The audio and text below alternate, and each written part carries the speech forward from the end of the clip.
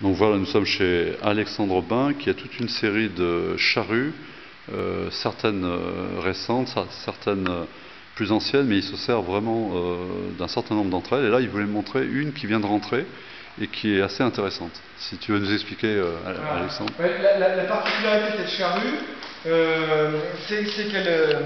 alors je l'ai récupérée d'abord chez un vigneron qui a été le dernier à utiliser une jument dans le vignoble depuis fumé en 1979. Donc elle n'a pas servi depuis 1979 et elle a la particularité d'avoir une lame intercept que vous pouvez donc observer là.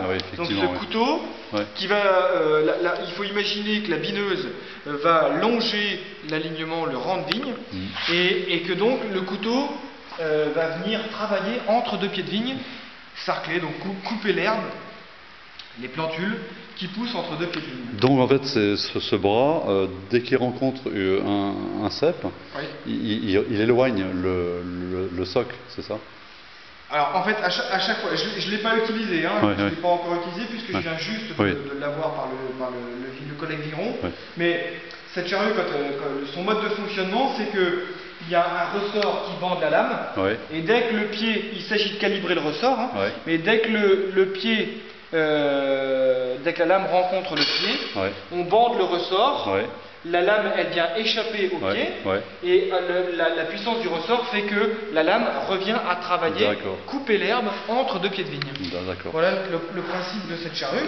Et puis après, vous remarquerez que ça, c'est pour le travail qui se fait entre pieds, et entre rangs, vous avez un système de couteau qui vient travailler superficiellement, environ 2-3 cm sous le niveau du sol, pour couper les racines des plantules qui poussent. D'accord, les couteaux sont là, voilà.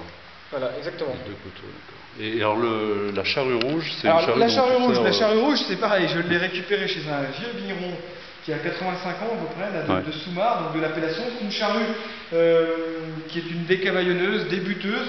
Donc le travail avec cette charrue consiste à retirer la terre que l'on a déplacée suite à un travail de butage. Donc tu as une roue là. Alors j'ai une roue qui est articulée. Cette roue, on vient la caler dans le sillon qu'a fait la charrue buteuse. Donc elle vient s'appuyer sur le sillon qui a été fait, ce qui nous permet après de manœuvrer et d'aller chercher, je sors la charrue, je recule, et d'aller chercher entre deux pieds de vigne. Alors imaginez que vous avez un rang de vigne sur votre gauche.